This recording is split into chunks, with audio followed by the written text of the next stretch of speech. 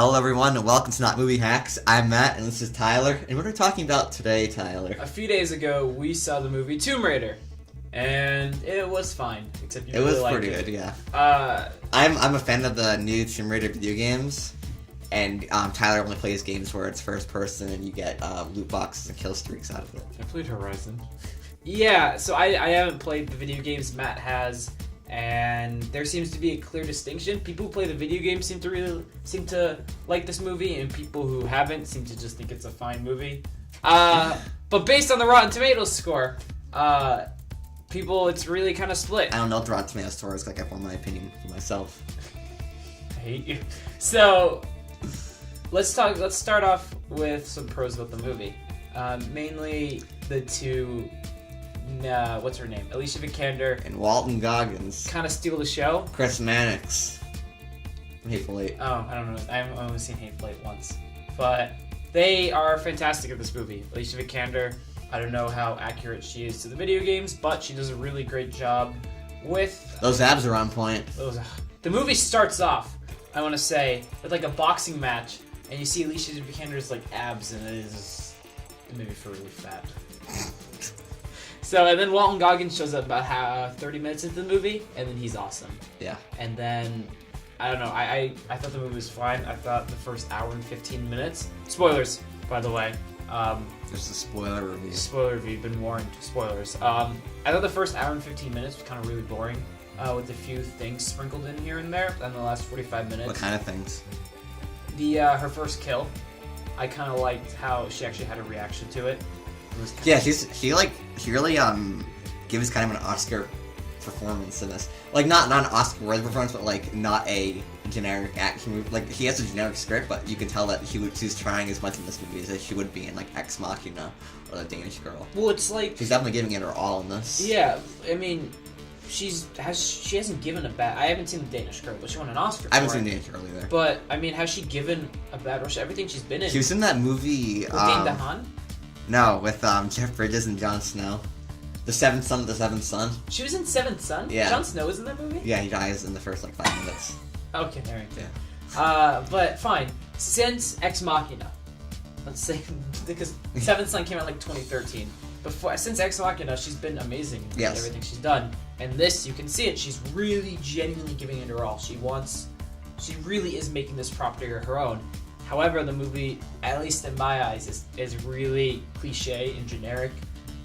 For the first... I feel like the beginning stuff was fun because the first scene is like a boxing scene where she gets the crap beaten out of her. Which I thought was kind of neat. And then I really liked the bike riding scene. I thought that was a neat... Really? I thought it was like such a throwback to early 2000s movies. Like doing like extreme sports. And like it gave me an idea of like what the culture is like there. And I was moderately into it. I didn't enjoy it. I thought it was oddly out of place. I mean, you're getting introduced to the character, so you get introduced to her through a boxing scene where she gets the crap kicked out of her, but she still doesn't give up and she still fights. And the way she loses, ultimately comes back around and she kind of beats some guys up doing the same way. So there's some like character growth. But then I thought the bike racing scene was really stupid. I thought this was the first 5 minutes, so immediately I was kind of like, what movie is this? I don't know, I thought there was something like off. Basically the first 2-3 scenes are just to establish her character. I want to say character because I don't know, I have some issues with her character later on, but it was just established, hey, she can fight, sort of, and hey, she is kind of witty because she hides behind a car, and then that's it, and then it's used to establish like her relationship with the company and her family. And I don't know, I felt like they could have done that without a really stupid bike race. Yeah. I thought there was some talent behind the way it was filmed. Well, I mean, it was well filmed, I just thought it was... Yeah, you just like things that have a green screen in the back. I like Man of Steel. I like Man of Steel. I don't care what anyone says. Man of Steel's a great movie. It's fun.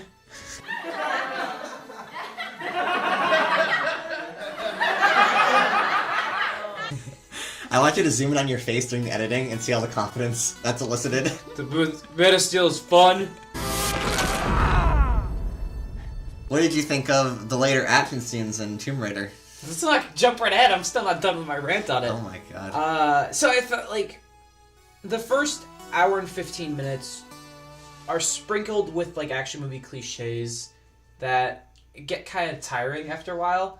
You didn't like the scene where she's trying to save her friend, and then she has the bow and arrow, she's like getting people. Well, I mean, it was well filmed and it was cool, but then you have the thing where, for some reason, Walton Goggins doesn't kill her friend because he's a sort of a side character. He's the secondary, because he's the help. Yeah, but I mean, they established Walton Goggins' character as a guy who fell and couldn't work anymore. Walton Goggins then shoots him, and then a guy her friend, the Vietnamese. He's from Hong Kong. Her friend hits a guy with a shovel so she can get away, and instead of killing him like he killed a guy who fell over from being tired, he just doesn't shoot him. And you just establish his character as like a hard ass, someone who will kill because someone didn't follow, but then he didn't kill. So that just felt like a cliche, like, oh, we're not gonna kill the big mad guy, or we're not gonna kill something the big bad. We're not gonna kill the side character, and then you have Lara Croft running on a straight log while bad guys are shooting right behind her, and they miss. She's so fast. No, it's just she was standing still on a log and then she fell. It was Stormtrooper aim. Just they were missing because it's a main character, and all this stuff it just bothered. I was like, this is just a action movie generic boring with Tomb Raider on it. An action movie generic boring. Try to justify the first hour and 15 minutes. Okay, before they enter the tomb. Before they enter the tomb. Yeah, try to justify it. I thought the bike race was fun.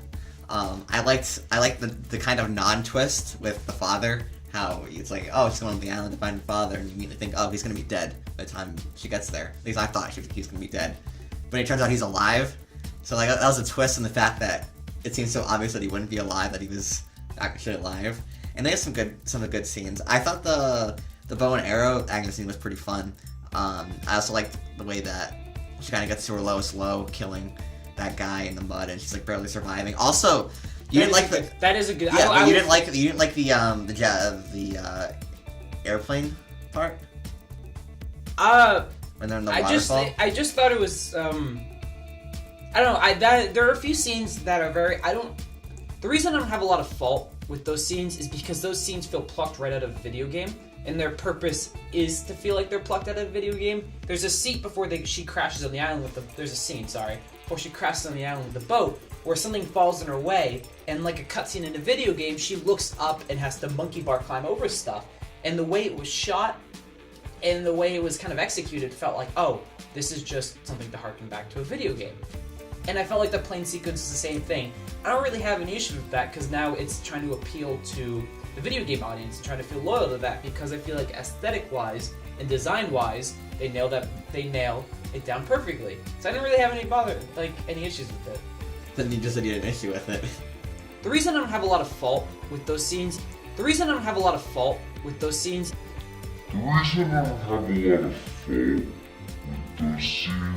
do you mean? You just said it felt too much like a video game. I don't think that. I said it. I don't think that's an issue. So you don't have any issue with it, then why do I have to justify the first hour and 15 minutes of the movie? Well, because the first hour and 15 minutes are generic when it's not. But I don't know, I feel like the way the fighter pilot scene was shot was...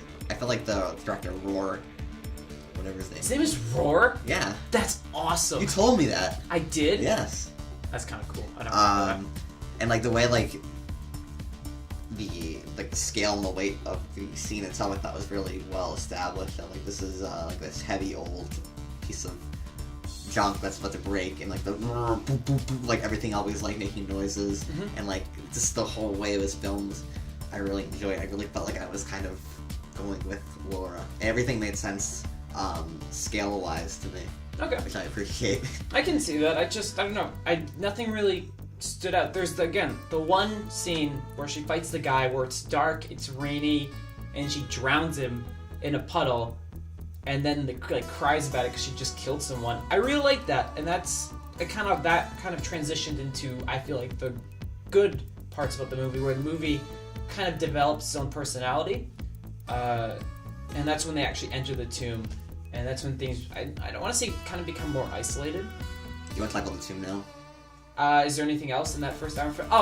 I've never played the video games, but I didn't think that would be a non-twist. I figured the father was going to be alive. I thought he was gonna be dead. Really? Well, he's dead. He's dead in the games. Is he? Yeah. Okay. I don't know. It just seemed like you said. It seemed so obvious that he was going to be dead. I thought it seemed so obvious that he was going to be alive. I don't know. I just feel like they're like, oh, your father. Like they stopped searching for him. They couldn't find his body or whatever.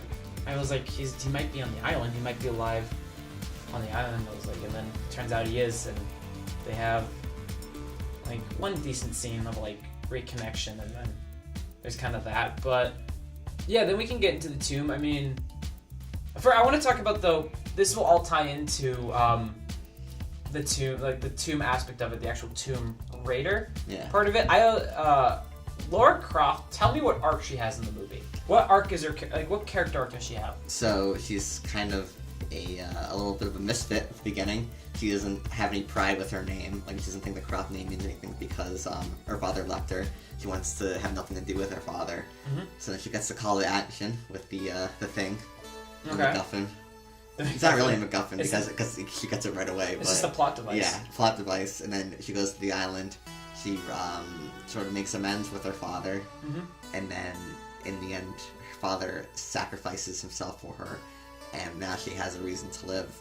She has a greater calling other than being a bicyclist. So, like, her only arc, like, you're right, is the Croft name, and the Croft name is good, but I feel like there should have been, because the movie establishes, I feel like there should have been like a greater call from normal person to Lara Croft. I feel like it started off as Lara Croft as we know and finished as Lara Croft as we know. I don't know. I feel like if this is taking off from the Rise of the Tomb Raider, is that what? It's a little mixture of both the first Tomb Raider and Rise of the Tomb Raider. So let's say it's because this is her first adventure as a Tomb Raider. Yeah. So let's say Rise of the Tomb Raider. It didn't. Well, Rise of the Tomb Raider is after the first Tomb Raider. Well, whichever one is her origin story. God damn it! That's what I'm trying to say. I'm trying to say that it's taking elements from both. Well, I'm trying to talk about her origin story. Rise of the Tomb Raider seems like an origin story. Why would it be after this? Stupid. The Dark Knight Rises comes out. It's the third movie in the Dark Knight trilogy. But the Dark Knight Rises, it implicates. But he's already the Dark Knight before. It's called the Dark Knight, but Batman begins. Rise of the Tomb Raider. So why can't Rise of the Tomb Raider be like the Dark Knight Rises? Because it's stupid. Because you're sexist. But I don't know. I didn't feel like there was much of a actual becoming a new person, like an actual adventure. Oh, shut up. Because this is tired of the movie. I wasn't. I was like that for the first hour and 15 minutes. How's the stupid Band of Steel theme go?